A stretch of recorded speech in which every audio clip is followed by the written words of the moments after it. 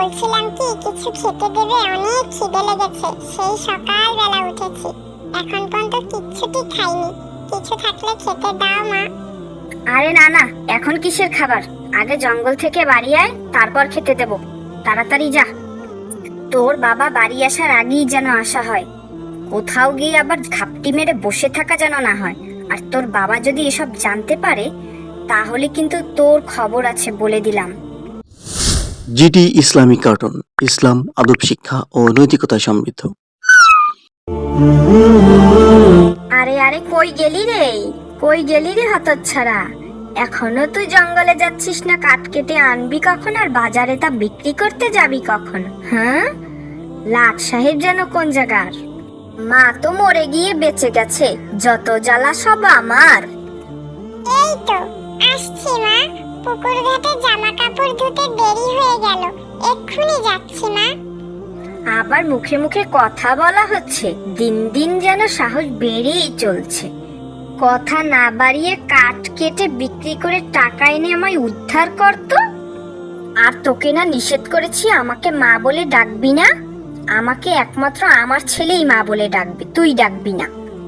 এমন করে বলো না মা, সেই ছোটবেলায় মা মারা গিয়েছে, তারপর থেকে তোমাকে পেয়েছি, তোমাকেই আমি মা বলে ডাকি, তুমিই আমার মা। হয়েছে হয়েছে, আর ন্যাকামি করতে হবে না। এখন দ্রুত যে আমাকে উদ্ধার কর। মা বলছিলাম কি কিছু খেতে দেবে, অনেক খিদে লেগেছে। সেই সকালবেলা উঠেছি, এখন পর্যন্ত কিচ্ছুটি খাইনি। কিছু থাকলে খেতে দাও মা। আরে না না, এখন কিসের খাবার? আগে জঙ্গল থেকে বাড়ি আয়, তারপর খেতে দেব। তাড়াতাড়ি যা, তোর বাবা বাড়ি আসার আগেই যেন আসা হয়। কোথাও গিয়ে আবার ঘাপটি মেরে বসে থাকা যেন না হয়। আর তোর বাবা যদি এসব জানতে পারে, তাহলে কিন্তু তোর খবর আছে, বলে দিলাম। না না মা, আমি বাবাকে কিচ্ছু বলবো না, তুমি আমাকে কিছু বলো না মা, আমি বাবাকে কিচ্ছু বলবো না। আমি এখন যাই মা, আমি তাড়াতাড়ি ফিরে আসবো। ছোট থাকতেই মাকে হারিয়েছি, তারপর বাবা আমার জন্যই এই মাকে বিয়ে করলো। কিন্তু সে যে আমাকে একটু চোখে দেখতে পারে না। সে তার ছেলেকেই ভালোবাসে, কিন্তু আমাকে একটু ভালোবাসে না, খেতে দেয় না, আমার সাথে কত অত্যাচার করে। আমি আর সইতে পারছি না। আল্লাহ, তুমি আমাকে ধৈর্য দাও।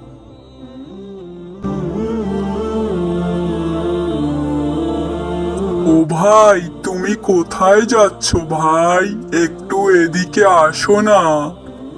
কে যেন ডাকলো, মনে হলো না। এই যে ভাই, আমি এদিকে ভাই, একটু আসো না ভাই। আরে তুমি তো একটি গাছ, গাছ হয়ে তুমি কিভাবে কথা বলছো? আমি তোমাকে সব পরে বলছি, তুমি আগে আমায় একটু পানি খাওয়াতে পারো বন্ধু? নিশ্চয়ই, কেন নয়। তুমি একটু অপেক্ষা করো বন্ধু, আমি এক্ষুনি আসছি তোমার জন্য পানি নিয়ে।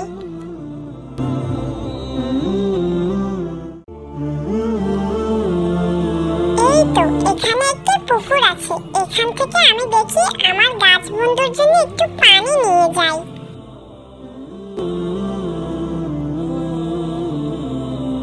তোমাকে অনেক অনেক ধন্যবাদ। তোমার নাম কি বন্ধু? আমার নাম বিনিয়ামিন। বন্ধু, আজকে আর কোনো কথা নয়, আমার এক্ষুনি যেতে হবে, আমার অনেক দেরি হয়ে গিয়েছে।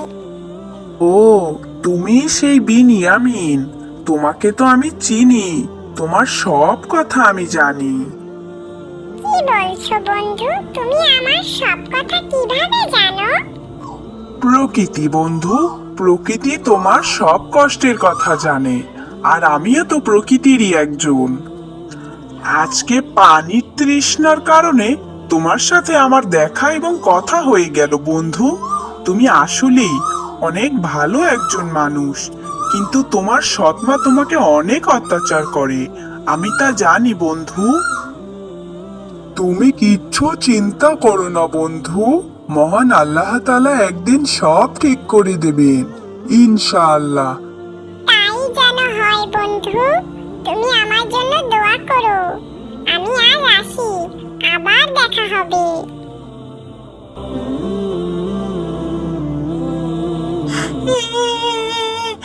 সাপ তো আমাকে এক্ষুনি খেয়ে ফেলবে, কি হবে আমার এখন?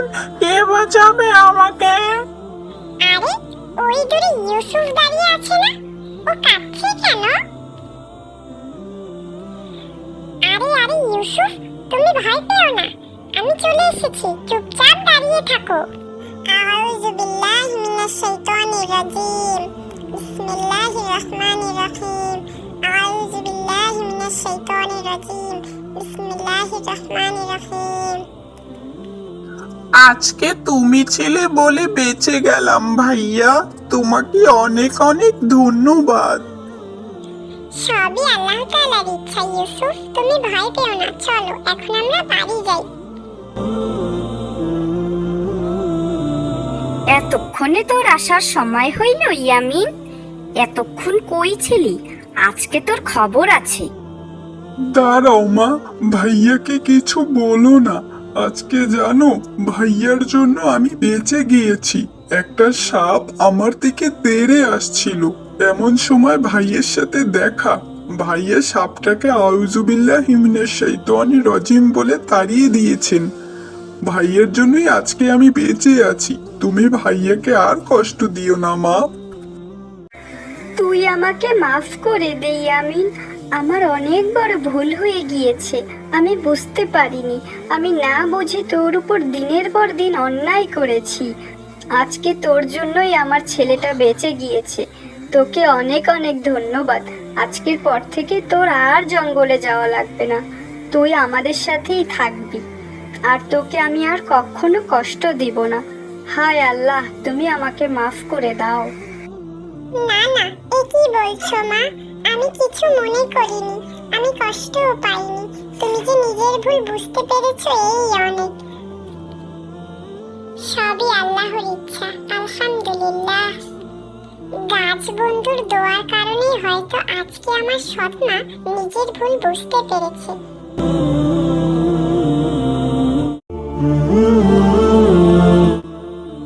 আচ্ছা মা, আর কত দূর বাড়ি যেতে?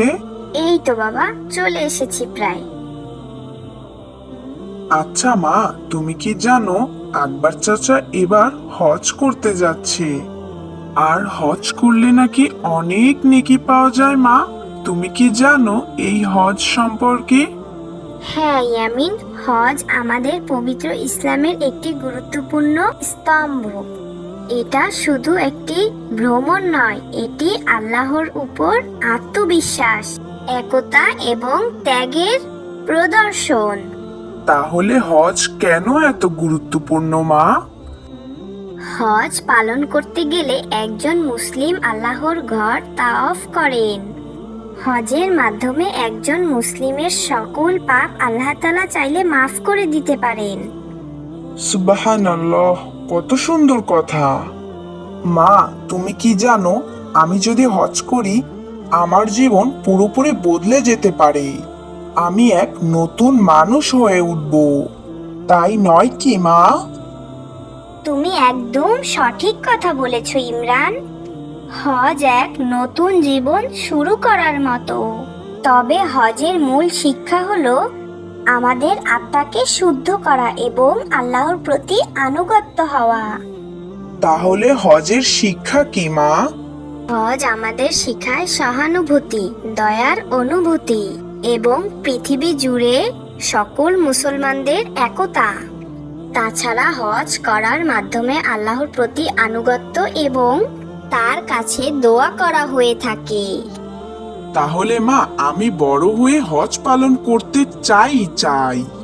ইনশাআল্লাহ, আল্লাহ চাইলে আমরা একদিন সবাই হজ পালন করতে পারবো বাবা।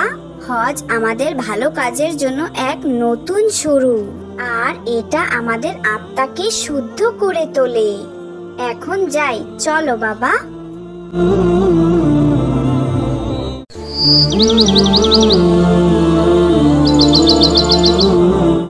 এখন আসি, তবে দোয়া করো মা। কোথায় যাচ্ছ ভাইয়া তুমি? ইয়ামিন, আজ আমরা কোরবানির পশু কিনতে যাব। জানো কি কোরবানি আমাদের জন্য কত বড় একটি আমল? হ্যাঁ ভাই, শুনেছি কোরবানি ত্যাগের একটি বড় উদাহরণ। কিন্তু কিভাবে এটা কাজ করে? আলী ভাই, ওই গরুটি দেখো তো।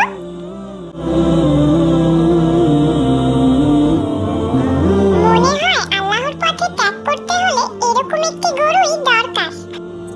আরে আমার ছোট্ট ভাই, শোনো, কোরবানি শুধু গরু কেনা নয়, এটা হলো আল্লাহর জন্য ত্যাগ এবং আমাদের হৃদয়ের ত্যাগ। ঠিক বলেছ, কুরবানি আমাদের জন্য অন্যতম ত্যাগ, আল্লাহর পথে উৎসর্গ করার মাধ্যম। এটা খুবই গুরুত্বপূর্ণ। যেমন ইব্রাহিম আলাইহাসাল্লাম তার পুত্র ইসমাইল আলাইহাসাল্লামকে আল্লাহর উদ্দেশ্যে ত্যাগ করেছিলেন, তেমনি আমাদেরও আল্লাহর জন্য নিজের সেরা জিনিস দান করতে হবে। কিন্তু ভাই, আমি শুনেছি কোরবানি দিলে কোরবানির গোশত মানুষের বাড়ি পৌঁছায়। এটা তো বেশ ভালো কাজ। হ্যাঁ ইয়ামিন, কুরবানি শুধু নিজের জন্য নয়, সমাজে গরিবদের সাহায্য করারও একটি উপায়। ঠিক বলেছ মা, আর আল্লাহ তাআলা আমাদের এই ত্যাগের জন্য নেকি দান করেন। কোরবানি আমাদের তাকওয়া, আল্লাহ ভীতি বাড়াতে সাহায্য করেন। ভাই, এবার আমি বুঝতে পেরেছি কোরবানি শুধু গরু কেনা নয়, নিজের হৃদয়ের ত্যাগও। ঠিক বলেছ ইয়ামিন, এই ত্যাগ আমাদের আত্মাকে পবিত্র করে এবং আল্লাহর কাছ থেকে দয়া লাভের পথ করে দেয়।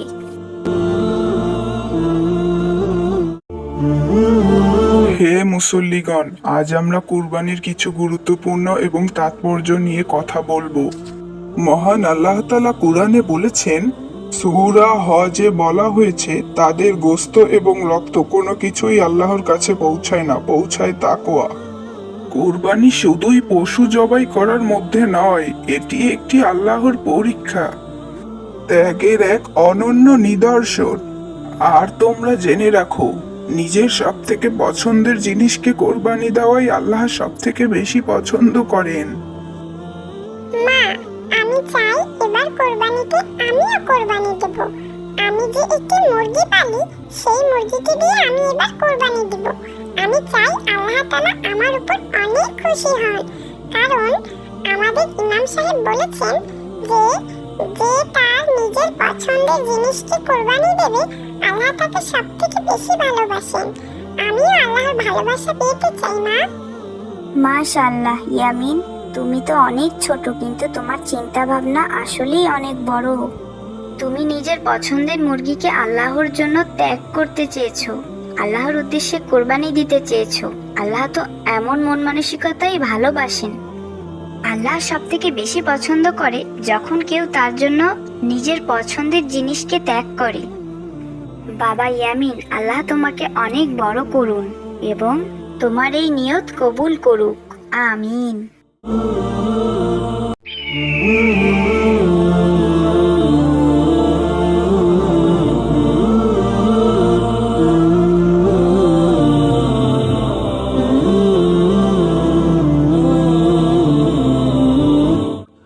দেখতে দেখতে আমরা প্রায় এই গ্রামেরও শেষ মাথায় চলে এসেছি, আলহামদুলিল্লাহ।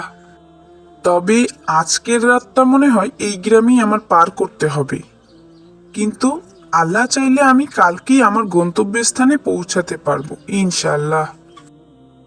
এই শেষ বিকেলেই একটি নিরিবিলি স্থানে উটটিকে বেঁধে রেখে যদি আশ্রয় নিতে পারতাম, তাহলে কাল খুব ভোরেই ঘুম থেকে উঠে আমি রওনা দিতে পারতাম। আচ্ছা, এখানটা তো বেশ নিরিবিলিই রয়েছে, আমি এই গাছের ছায়ায় না হয় আশ্রয় নেই আর উটটিকে পাশেই না হয় রেখে দেই।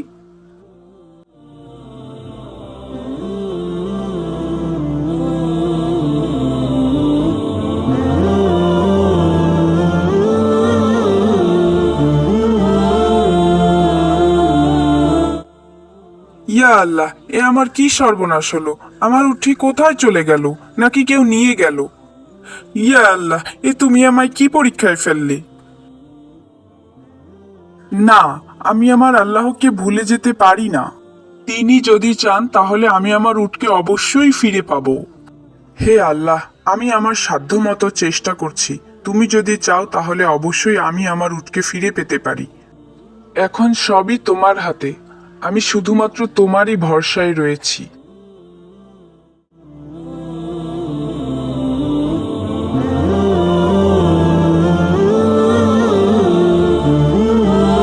হে আল্লাহ, আমি জানি তুমি আমাকে নিরাশ করবে না। তুমি অবশ্যই আমাকে সাহায্য করবে এবং তা খুব দ্রুতই। এটা আমার বিশ্বাস। আরে, এই তো আমার উট। আলহামদুলিল্লাহ। ইয়া আল্লাহ, তোমার কাছে কি বলে আমি শুকরিয়া আদায় করব? আরে ভাই, এটি তোমার উট? আমি এই উটটি অনেক দূরে ঘুরে বেড়াতে দেখলাম।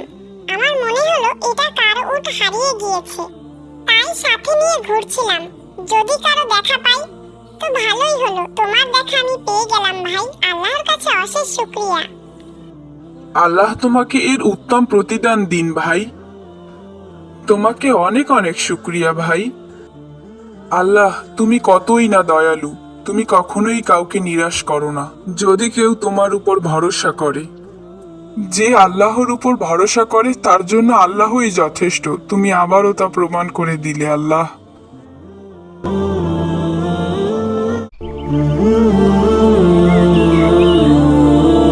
কি যে করি, ভালোই লাগছে না।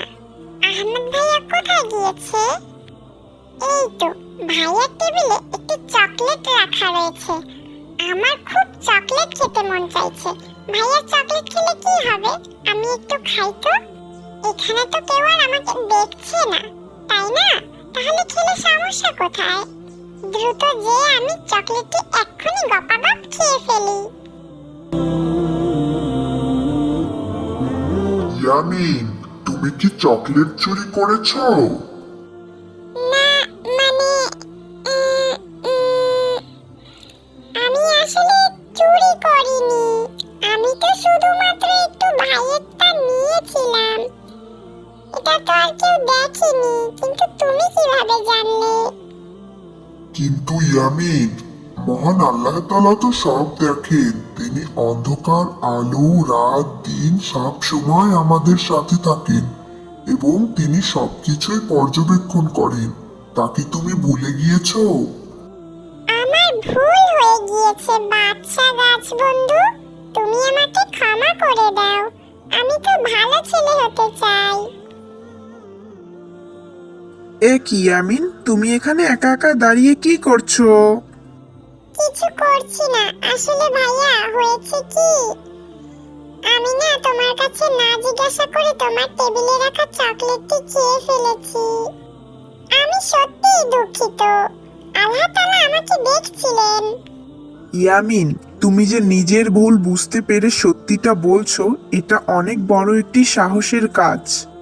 আল্লাহ সৎ মানুষকে ভালোবাসেন। আজ থেকে আমি প্রতিজ্ঞা করলাম যে আমি সব সময় সৎ পথে থাকব। কারণ আমি জানি আল্লাহ তাআলা সবকিছু দেখেন এবং সবকিছুই শোনেন। তিনি সবকিছুই পর্যবেক্ষণ করেন।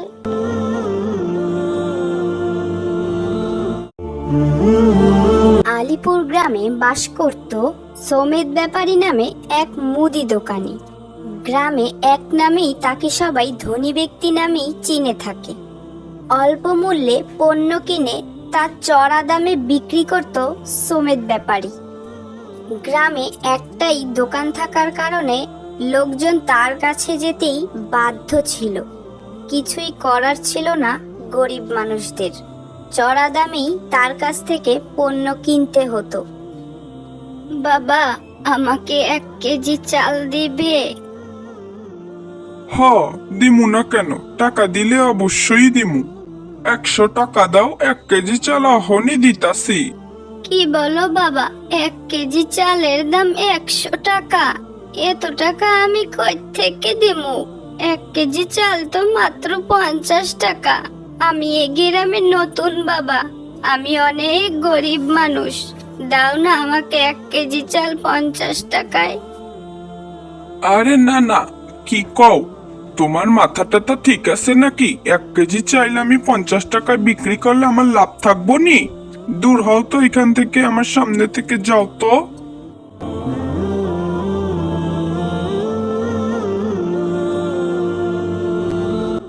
সোমেদ মিয়ার দোকানের পাশেই রহিম মিয়া নামে এক লোক ব্যবসা করত। সামান্য কিছু চাল ডাল ও চিড়ে নিয়ে সে বসতো। দিন আনি দিন খাই, তার জীবনে এমনই ছিল। সে প্রতিদিন অল্প কিছু চাল ডাল দূর থেকে কিনে আনতো এবং তা সামান্য কিছু লাভ রেখে বিক্রি করত। এভাবেই তার সংসার চলতো। বাবা, আমারে 1 কেজি চাল দিবা? হ্যাঁ চাচি আম্মা, দেব না কেন, অবশ্যই দেব। তা কত করে কেজি রাখবানে বাবা আমার কাছে? আমার কাছে কিন্তু বেশি টাকা নেই বাবা। তোমার কাছে বেশি রাখবো না নে চাচিমা, তুমি চিন্তা করো না, তুমি মাত্র 40 টাকাই দিও, যেই দামে আমার কিনা দাম। কি বলছো বাবা? ওই দোকানদার যে আমার কাছে 100 টাকা চাইলো, আর তুমি মাত্র 40 টাকা রাখবে? হ্যাঁ চাচিমা, তোমার কাছ থেকে আমি না হয় একটু লাভ কমই রাখলাম। সবসময় যে বেশি লাভ রাখতে হবে এমন কোনো কথা নেই। মাঝে মাঝে অল্প কিছু লাভের মধ্যে অনেক স্বস্তি শান্তি খুঁজে পাওয়া যায়। তুমি আমার জন্য শুধু একটু দোয়া করবে, তাহলেই আমার হবে। মহান আল্লাহ তাআলা ব্যবসাকে হালাল করেছেন, আমি কেন মানুষকে ঠকিয়ে এত টাকা বেশি নেব বলো তো? আসসালামু আলাইকুম। রাইসা, তোমরা এখানে কি করছো? ওয়ালাইকুম আসসালাম। কি করছি তুই দেখতে পাচ্ছিস না? আমি ওর সাথে কথা বলছি, তুই আমাদের মাঝে আসলি কেন? একটা ফকিন্নি কোথাকার। এভাবে বলতে নেই রাইসা, আমরা তো সবাই মানুষ, তাহলে কেন আমরা ভেদাভেদ করি বলো তো? সবাইকেই আমাদের মিলেমিশে থাকা উচিত। না, আমি ওর সাথে মিশবো না। ওর বাবা একটা গরিব, আমার বাবা কত ধনী লোক। এক নামে সবাই তাকে ধনী ব্যক্তি নামে চেনে, আর ও একটা ফকিন্নি। ওর সাথে আমি মিশবো না, তুমি মিশলে মিশো। থাকো রাইসা আর ইয়ামিন, আমি চলে যাচ্ছি। তুমি কিছু মনে করো না হুমায়রা, ওর হয়ে আমি তোমার কাছে ক্ষমা চাইছি। না না, তুমি কেন ক্ষমা চাইবে? দোষ তো আমারই। আসলেই আমার বাবা তো গরিব, আমিও গরিব।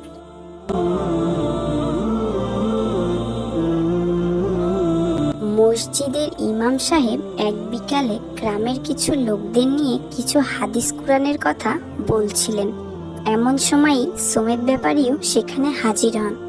শোনো আল্লাহর বান্দারা, তোমরা সবসময় সৎ পথে থাকার চেষ্টা করবে, যাতে করে আল্লাহ তোমাদেরকে জান্নাত দান করেন। যে যেই পথেই রিজিকের সন্ধান করো না কেন, সবসময় যেন তা সৎ পথে হয়। মানুষকে ঠকিয়ে যেন তোমরা এক বিন্দু পরিমাণও লাভ না করো, এতে করে আল্লাহ তোমাদের উপর সন্তুষ্ট থাকবেন। আর আল্লাহ তাআলা ব্যবসাকে হালাল করেছেন, তোমরা কখনোই তা অতিরিক্ত লাভ গ্রহণ করে হারামে পরিণত করবে না। এটা আমাদের মহান আল্লাহ তাআলা ও আমাদের প্রিয় নবী হযরত মুহাম্মদ সাল্লাল্লাহু আলাইহি ওয়াসাল্লামের কথা। যদি কেউ কখনো ভুলেও করে থাকো, অবশ্যই তা মহান আল্লাহর কাছে ক্ষমা চাইবে। আল্লাহ বড়ই ক্ষমাশীল। হায় আল্লাহ, এ আমি কি শুনছি? তুমি আমারে মাফ কইরা দাও। আমি কত বড় ভুলের ও পাপের মধ্যে ছিলাম। না জেনে বুঝে আমি কত মানুষকে ঠকিয়েছি। হায় আল্লাহ, আমি আর কোনোদিনও এমন পাপের কাজ করব না। মানুষকে ঠকিয়ে 1 টাকাও আমি ইনকাম করব না। আমাদের গ্রামের ওই রহিম মিয়ার মতো হালাল পথে আমি অল্প টাকা রোজগার করব। আল্লাহ, তুমি আমাকে মাফ করো।